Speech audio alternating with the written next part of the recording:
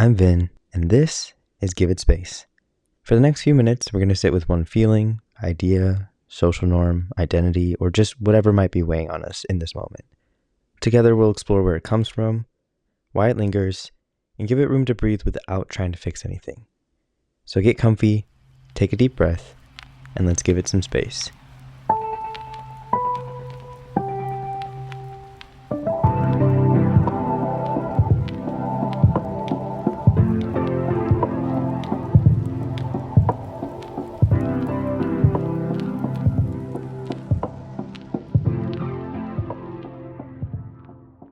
Welcome back, everyone. I hope that you've been hanging in there. Last week's episode was a nice little break from the chaos. I got high. Maybe you did too. If you did, you're welcome. If not, as long as you're chilling, as long as you're here, I'm happy. But with that being said, I apologize because this episode is just going to jump right back into the shit show. So there was a break for a reason. And good Lord, is this episode going to dig deep on a personal level for me. So love that. Giving it space before I even give it space. Because this is going to be fun. Today we're talking about overthinking. I feel this on a deeply personal level all day, every day. I am a chronic overthinker. I dwell on things to a crazy extent. I catastrophize constantly. This is why I phrased it as being a prepper in a couple of episodes. I'm not a prepper. I just overthink things to the point where I think that the world is ending all the time and I have to prepare for it. But it's fine. It's fine. I pretty much live in this constant realm in my mind where I worry over things that haven't happened yet or that will probably never happen. And yet my brain thinks it's still valid to worry about it, even though it's not rational. So maybe some of you are like that. But if you're not, you'll learn a couple of things while you're here. If you are like that, good luck. good luck. It's a really big issue for me, and I'm sure it's a big issue for all of us right now. It's just overthinking because we're trying to live in the moment while the world around us continues to make us believe that we have no future, that this is all pointless. And that's really hard, trying to keep the glass half full when it feels like we're trying to keep it full during a drought. Like, where's the water, bitch? I can't even keep the glass half full because there's no water. What are we doing? Anyways, it's exhausting and it's valid to be feeling overwhelmed and anxious and stressed and depressed. Like I said, it's just, that's life, right, shorty? Anyways, part of the reason why I wanted to talk about overthinking today, knowing that it's a tough subject for me and for a lot of us out there, is I wanted to kind of figure out if understanding the way that I feel and the way that we feel and understanding where our overthinking begins would help us manage it better. And again, I'm not here to fix it. I'm not here to talk about problems. I'm not here to therapize you or tell you what's right and wrong. I just want to give things some perspective because I feel like that might help me personally. And knowing that I'm an average human being, maybe it'll help some of you. So here we are. Merriam-Webster defines overthinking as to think too much about something, to put too much time into thinking about or analyzing something in a way that is more harmful than helpful. Well, duh, Merriam-Webster, that's like the whole point of overthinking. It says it right in the name. It is literally self-explanatory. I'm calling this now, oh my God. So if you listen to my other episodes, you would probably know that there's kind of a theme among my topics. And the theme is, and I haven't said it out loud until now, but all of them seem to have to do with fear. So I'm calling it right now. How much you want to bet that in one of my sources, while writing this episode and recording this episode, one of them is going to mention that fear is part of where overthinking originates. Because that would track. That would link back to like half of my episodes. So if it does, I deserve money. I would place a bet on this. I would place money on this. So we'll find out about that later, but I'm calling it. Moving into the next section, so we know what overthinking is. We know how it feels, and we often know where it originates, but we don't always know why. We don't always know why our bodies and our minds go to overthinking right away, because sometimes we can't recognize it when it's happening. Sometimes it's just so much easier to let it happen to us, so we don't care about why it's happening. We just want out. And you might be interested in knowing that overthinking is not actually a mental illness. Maybe some of you are like, well, no shit, Sherlock, but I feel like maybe it should be. I don't know. It's just, technically, it's a response to negative emotions such as stress or depression. It can also be called rumination or a pattern of thinking that is like a continuous loop. In that sense, I feel like it should be a mental illness because it's very similar to anxiety. Maybe that's why it's not a mental illness, is because it's just a subcategory of anxiety. I don't know. Doesn't matter right now. But there's a post on Talkiatry, I think, titled, "Why Do I Overthink Everything?" that I found very helpful in identifying and understanding my own overthinking nature. Basically, it says that it's a totally natural and common habit that no one is exempt from. The article says that nearly 73% of 25 to 35-year-olds and 52% of 45 to 55-year-olds experience overthinking in their day-to-day lives, according to a study by sociologist Susan Nolan Hoeksma. The study consisted of interviews with 1,300 people from different walks of life. Researchers asked participants about their jobs, relationships, medical experiences, and of course, how they thought. What's surprising is that while many people tend to overthink, it decreases significantly with age. Only 20% of participants over 60 were classified as overthinkers. So I guess that's something you have to look forward to. If you're an overthinker now, maybe you won't be when you're 60. If we live that long. Anyway, sorry, that got really dark. My bad. Basically, your circumstances are what most affect your thinking. When you're 60, typically retired with adult children or older pets if you don't have kids, settled in a home, you're not thinking about saving enough money for rent. You're not thinking about getting fired. You're not thinking about a chemistry test or about a public speech that you have to give. But even with the same circumstances, people experience overthinking in different ways. For some, it might be a 1-minute thought of, I'm not prepared for that test. I'm totally going to fail. But then you just push through anyways, and you get over it, and things turn out fine. While for others, it could be 3 weeks prior to the test that you can't eat or sleep because you're replaying all of the possible test questions, every book, every fact, everything you might miss, every answer you might get wrong, every scenario that might play out on the day of the test, and all of the horrible outcomes that might happen if you fail. It literally consumes you. It's debilitating, and it feels like an endless cyclone of uncontrollable thoughts. And it's paralyzing. For me, I was diagnosed with anxiety and depression in high school, but never went on any medication for it. I was prescribed antidepressants for my anxiety, which I didn't understand at the time, because why would you give me antidepressants for anxiety? But it was because my anxiety would spark depression, and the more stressed I was, the more hopeless I became, and then the anxiety was from overthinking. So it was just like this little circle of overthinking, anxiety, depression, overthinking. So loved that, and I had to deal with it the original style without medication. To make matters worse, there are different types of overthinking. It's not as simple as just thinking too much about something to the point where your mind becomes a weapon. The 4 most common types of overthinking are all or nothing thinking, which is when you only see the extremes of a situation, where something can only be a success or failure, like the black and white. There is no gray. It's either one thing or it's the other. The second one is catastrophizing, which happens when you can only see the worst case scenario.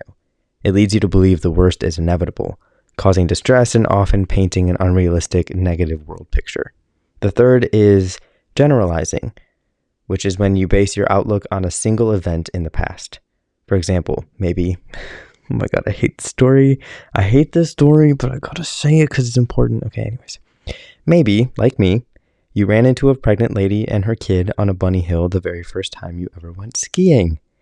So that failure and that embarrassment makes you believe that every time you put on a pair of skis, the same thing's going to happen, and you're going to fail, and you're going to crash, and you're going to embarrass yourself, and you're going to cry, and you're going to make a kid cry, and you're going to get yelled at by a pregnant lady, despite the fact that since then, you went to skiing classes, you took lessons, and you skied down Whistler Mountain in Canada with no problems.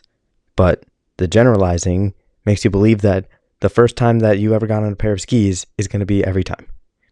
And then you just don't want to go skiing anymore, obviously. I haven't done that in a while because I don't want to. And I don't want to go skiing because I don't want to hit a pregnant lady.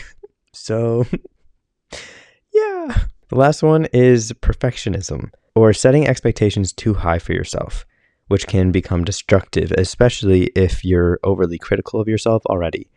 Having impossible standards can lead you to obsess over perceived flaws or mistakes.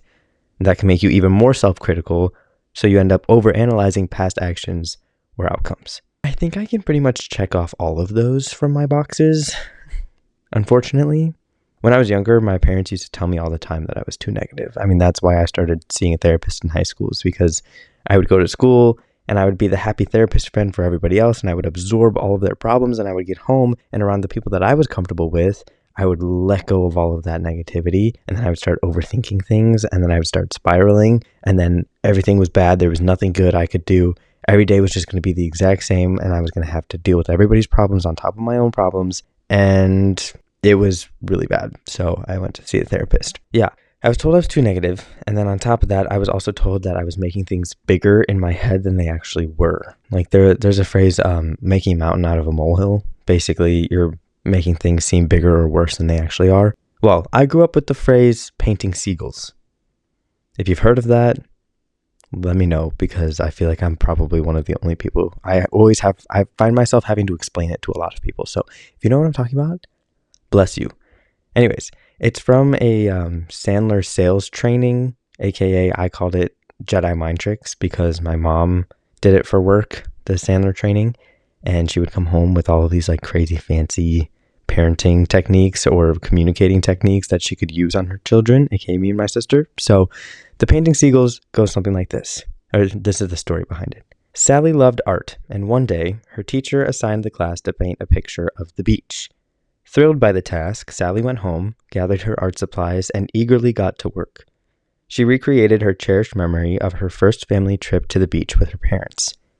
As she painted, the vivid details of that day came flooding back. When the painting was complete, Sally couldn't wait to take it to school and share her masterpiece. When Sally got her painting back, she was disheartened. The teacher had added seagulls to her artwork, claiming it would provide more balance. Sally felt disappointed. What was once her unique vision of the beach now felt altered, and not in a way that she appreciated. This story illustrates an important sales principle. Like Sally's teacher, sales professionals sometimes paint seagulls into a prospect's picture, offering unsolicited solutions or changes without first gaining buy-in. But obviously, I was a child, not a sales prospect. So for me, when my mom told me that I was painting seagulls, it meant that I was creating issues and worries that didn't exist. I was adding problems and anxiety for myself when it wasn't necessary. And at some point, my overthinking and anxiety got so bad that I went from seagulls to pterodactyls. So now when I do that, my mom tells me to stop painting pterodactyls. So for those of you who also paint pterodactyls, I'm sorry. We have issues. It's fine. Undiagnosed baddies. Okay, I'd like to say that my overthinking tendencies have gotten better, but I would be lying. Since it's not a mental illness and there's no medication you can go on to stop overthinking, there are other ways that you can get past it. You can try meditating, you can try breathing exercises, you could go for a walk, you could work out, you could try to take your mind off of things, you could see a therapist, and so on. But sometimes you just can't pull yourself out of that spiral, no matter how hard you try. So I'll tell you something that works for me. And I'm not saying you should do this. It's not a good habit, and it's not backed by science or any professionals. But today, for example, oh my God, I literally had an entirely different episode planned for today. It was going to be about jealousy, and I had written out like a whole script that I was going to read and whatever. And then I was writing and I felt uninspired. And this morning I was overthinking everything, literally everything. And I used this exercise to get out of the overthinking spiral. And then I was like, well, maybe I should share this because I'm passionate about this. This feels real to me in this moment. This is what I'm dealing with right now. And if I can share what I do to get over it, or at least acknowledge it, then maybe somebody else can learn or use something else or teach me something, because I would love to know how to stop overthinking. Moral of the story, I do this. Like I said, I was overthinking this morning about everything. And after about 5 minutes of just straight chaos panic and worry over my future, which I have no control over at the moment. And I knew that. I was frantically going online trying to research ways to seek asylum outside of the United States of America. And then I started thinking, well, what about my job? What would I do for money? I can't get a job abroad. And what about my passport, which still isn't fixed? And what about my sister? We just sent in housing applications yesterday for a house that we like. What if we get it? I can't leave that. Like, I can't leave her alone. And, what about the war that's just started overseas? And what about the Epstein files? Like, none of that is solved yet. And at some point, I could literally feel myself take a turn for the worse. I was like, oh my God, it's been 5 minutes and I have not gotten anywhere except farther down this rabbit hole of anxiety and destruction. So as soon as I gained awareness of myself and my thoughts, I said this out loud. I am definitely not telling you to do this. It's a little mean, and you don't need to be mean to yourself like I am. And I am aware that I'm mean to myself and I don't need to be. So I'm not telling you to do this. I'm just telling you what works for me. I said out loud to myself, what the fuck are you doing? And in my mind, I was like, you're so cringy right now. This is pathetic. Like, you are literally letting your mind spiral into 1,000 different directions, worrying about things that aren't happening, that you are making yourself believe are worse than they actually are. I told myself I was pathetic. Like, what are we doing? I told myself I was pathetic for freaking out about things that I don't have control over. And just by acknowledging my thoughts in a different way, from a different perspective, I was able to pause the spiral and breathe. And I started to rationalize things again. And that's all it took, was just this moment of recognition, of me telling myself to chill the fuck out and just say, your mind is not all you are right now. You still have control over just your body. If not anything else, if you don't have control over your thoughts, you at least can have control over your body. Maybe it's even just like, hey dude, get out of your brain and move your fingers. Like, remind yourself that you're alive and a functioning human being that is more than just your thoughts. I know that there's so much overthinking nowadays. And what did I say? Someone owes me money. Oh my God. Okay.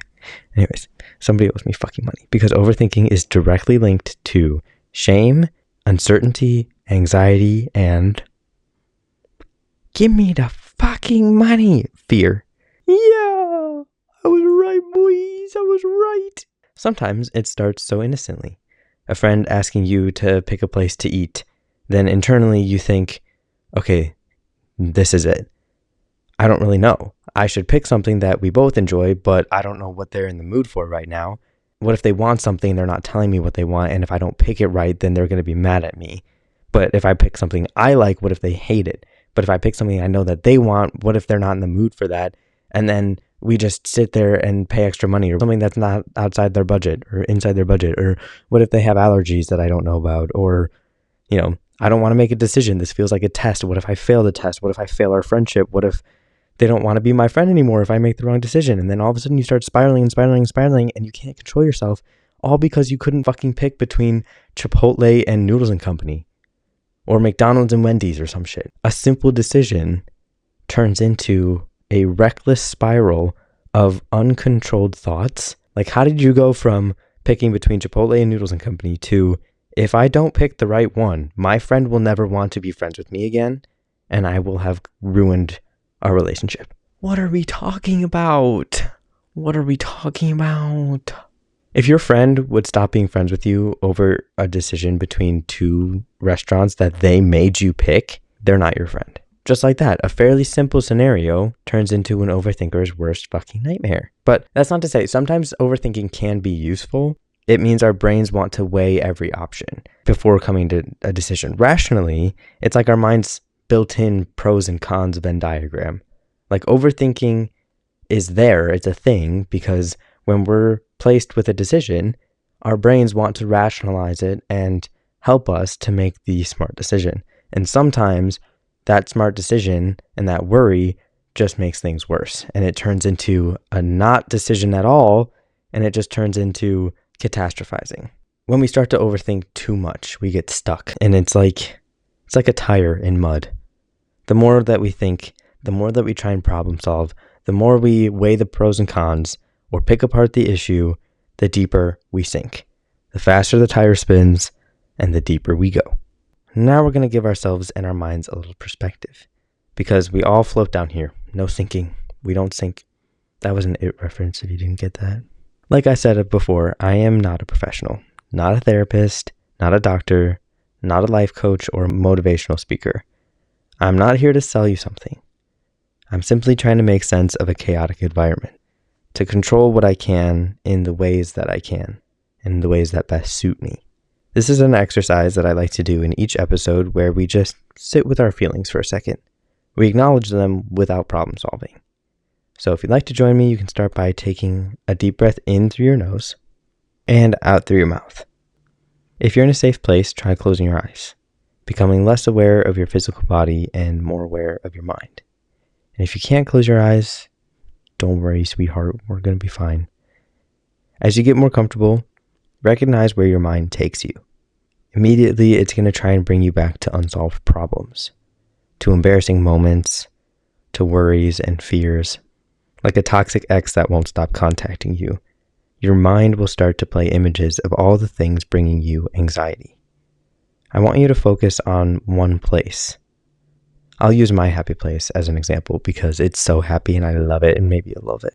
When I start to feel my mind spinning into chaos, I imagine myself standing on the edge of a sea cliff in Ireland, overlooking a vast ocean, feeling the tall grass on my ankles, smelling the fresh air, tasting the salts on the wind. And each time I go to this place, I go under one condition, that I do not think about anything else while I stand there. I am not allowed to imagine my current problems or think about what restaurant I should have picked. Whatever the safe place looks like for you, I want you to file it away in the back of your mind and save it as your overthinking place. We're not trying to silence our minds. We're simply trying to pause the spiral and reassociate with our thoughts, so that way when we come back to reality, we're better suited to make informed decisions. Now, once you've regained your sense of calm, taking all the deep breaths you need, you can come back to this moment. I want you to remember that overthinking is something your mind tells you to do in order to protect you. It makes you think so deeply and worry so often that you believe you're preventing bad outcomes and keeping yourself safe. But uncertainty is unavoidable. Rain will always fall and the dirt will always become muddy. We can't help but get stuck in our own thoughts sometimes, and that's normal. But we can stop ourselves from spinning deeper into that hole to the point where we get stuck and create more problems for ourselves. Sometimes we just have to acknowledge that we cannot predict the future. We can't possibly know everything. Rehearsing outcomes and worrying about unknowns does more harm than good. Before I say goodbye, last episode I mentioned a mini-series that I'm starting that requires listener submissions. I'm in the process of creating a Google form with a few prompts and questions so you can have your stories read on this podcast. There is an option to have it read fully anonymously too if you would prefer that, but I'll likely start by sharing some of my own stories. So that'll be entertaining. It's a subcategory of Give It Space where I read Reddit-like stories from you guys and from me about embarrassing moments, arguments, conversations, or stories that you randomly replay in your mind, oftentimes in the shower. I don't know why. I'll read them on the podcast, react, maybe even with a special guest, and share what I think the lesson was, or what the emotion behind the conflict was, or the personal growth reflected in the story. I will have that Google form posted in my Instagram bio, my TikTok bio, my YouTube bio next week, and it will also be in the show notes for next week's episode. So stay tuned. And with that, thank you so much for listening. I'm really grateful that you're here. This is Give It Space, your virtual room to slow down, breathe, and just be for a moment. If you want to support this podcast and me, you can get updates and sneak peeks into upcoming episodes on Instagram, or subscribe to my YouTube channel for full videos and bonus content at Give It Space Pod. I'm always happy to hear your feedback or thoughts for future topics, so DM me on Insta or shoot me an email at giveitspacepod@gmail.com. And like I said, that link for your Reddit stories, for your own personal stories, will be up in my bio next week, so If you have those stories, start thinking about them, start writing them down, and by next week, you can have them read on this channel.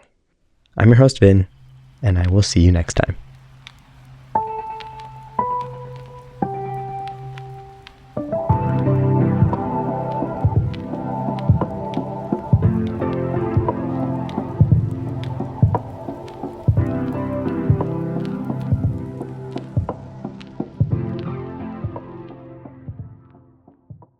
Last week's episode was a lovely little make us believe that we meet not have need meet in one of my sources. Overthinking is a totally natural and common on just combined common and phenomenon. I kind of like that. Researchers, oh my god, get it together. Okay. Because you're playing, I need to start that over. Hang on, sorry. My bad, guys. It's been a while. It's been a hot minute.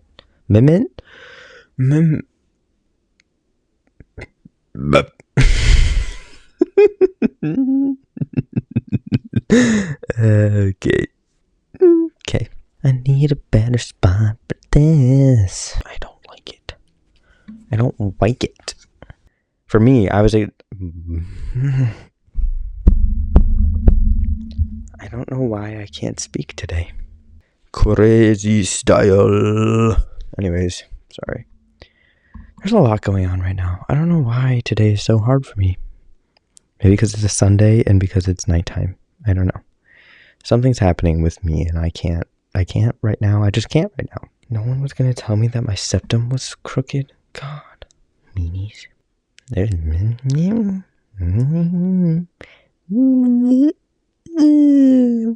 with a fruit. What? Why can't I do this? I should really start mewing. Bye. Whoa, what the fuck was that? What was that? That was... Actually, I don't know what that was.